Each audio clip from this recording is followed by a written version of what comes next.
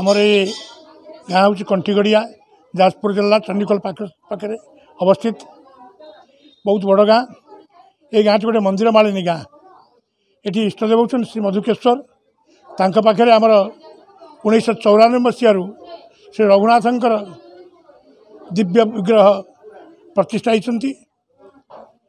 यही विग्रहंकर आमे नवदिनात्मक महोत्सव चैत्र शुक्ल प्रतिपद ठारू नवमी पर्यंत पालन करूँ। दशमी दिन प्रभु को उद्देश्य 108 हनुमान चालीसा पाठ हुए, भजन मध्य हुए।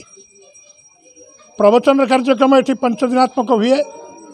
षष्ठ दिवस सन्थों द्वारा ओडिशार बहु पुरातन प्रवचक को सम्मानित करी आमे उद्घाटन उत्सव को आरंभ करूँ। ये दिन में प्रभुंकर पूजा हो जाइए सरी जाइए। या परे परे प्रभु का उद्देश्य आमे आमर जो श्री रामचरित मानस जहाँ गोस्वामी तुलसीदास को कृत तार आज पूर्णाहुति कराई। जितेबाला प्रभु अयोध्यार विराजमान कर 2024 मसीह ठीक से ही वर्ष आमे प्रभुंकर यही महोत्सव को पालन करने को जाऊँ। आम गाँव में माने एत बढ़िया पर्व हो माने एत खुशी माने चिंता भार आनंद अश्रु बहुत माने लोकंर जी सहयोग अच्छी लोक माने ठाकुरंकर भी दया अच्छी आमर विजय से आशीर्वाद भी अच्छी माने बहुत एत खुशी लगुच आज रामनवमी इच्छा होनी मंदिर छाड़ी घर को जीवा लगी।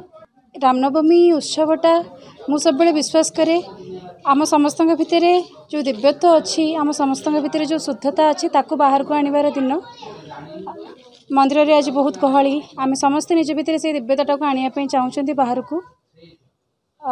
मु विश्वास करे जे जेबे आम रामनवमी पालन करूँ से आम आ गोटे बाट खोलू गोटे राम राज्य आम समस्ते जति शांति सौहार्द रही पारिबा आज भगवान को आम से मागिपर तेबे से आम जीवन पवित्र हम।